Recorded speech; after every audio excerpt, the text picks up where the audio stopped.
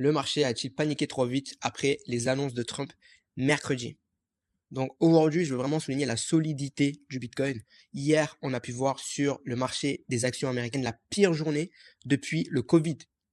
Donc toutes les grosses actions américaines, Amazon, Apple, Nvidia, ils ont chuté de plus de 10% hier. Et ça n'arrive quasiment jamais. Au contraire, Bitcoin, il aurait pu baisser aussi de 10%, passer en dessous des 80 000 dollars, et il l'a pas fait. Et ce vendredi matin, il se trade à 84 000 dollars.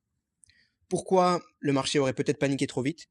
Parce que tout ce qu'on voit ce matin dans la presse anglo-saxonne, c'est que Trump serait ouvert aux négociations pour baisser les tarifs douaniers. Donc ça, c'est une chose intéressante parce que Trump, on le sait, il n'est pas mauvais en négociation et il sait qu'il est dans une forte position puisque son pays, c'est la première puissance mondiale. Donc il sait qu'il a un certain pouvoir de négociation et je pense que les tarifs qu'il a mis en place mercredi ne pourraient bel et bien ne pas être définitifs. En tout cas, aujourd'hui, c'est aussi une journée intéressante parce qu'il y a le rapport NFP, donc c'est le Non-Farm Payroll aux USA, qui va montrer du coup les statistiques de l'emploi aux États-Unis. Du coup, ce qui est intéressant à voir, c'est que si le chômage monte et que les offres d'emploi chutent, ça voudra dire une seule chose. Les entreprises américaines sont déjà un petit peu dans le stress par rapport aux tarifs douaniers et ce qui pourrait arriver à l'économie américaine. Et ça pourrait du coup renforcer l'hypothèse de la récession.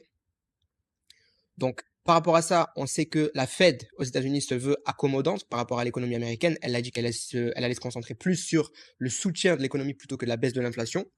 Donc, pour l'instant, le marché price déjà 4 baisses de taux anticipées d'ici octobre. Donc, 1, 2, 3, 4 baisses de taux. La baisse de taux, ça serait super positif pour les actifs risqués tels que les crypto-monnaies. Et mon hypothèse depuis le début, c'est que Trump, de toute façon, fait tout son cinéma avec la guerre commerciale parce qu'il veut une baisse des taux.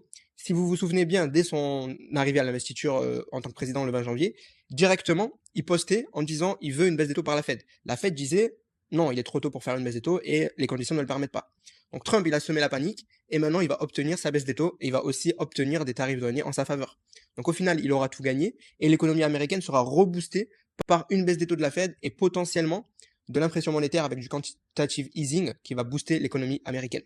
Donc la liquidité mondiale, je t'en ai parlé aussi souvent récemment, elle atteint un nouveau record historique en ce moment. Donc il y a plus que de liquidité que jamais qui est en train d'inonder le système. Et du coup, cette liquidité, elle finit toujours par se déverser dans les actifs risqués. Et il y a une corrélation du coup entre 100 et 115 jours entre le prix du Bitcoin et cette liquidité mondiale.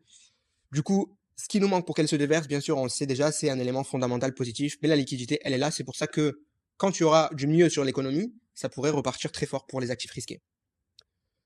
Donc voilà, on observe aussi le dollar qui baisse et les taux d'intérêt qui chutent. Et ça, c'est aussi positif pour le Bitcoin. Mais pour moi, même si ça monte pas encore, les fondations sont en train d'être posées. Tôt ou tard, ce printemps, je pense que le marché va comprendre que la vraie reprise est en marche. Et ceux qui ont su patienter dans la tempête seront là pour profiter du soleil qui arrive. Donc, en attendant, je te recommande de rejoindre mon canal Telegram. C'est 100% gratuit. Je vais poster les chiffres de l'emploi aux États-Unis qui sortent à 14h30, à 13h30 heure de Paris, pardon, dans mon groupe Telegram. Donc, c'est 100% gratuit. Je te recommande de rejoindre et je te dis à bientôt.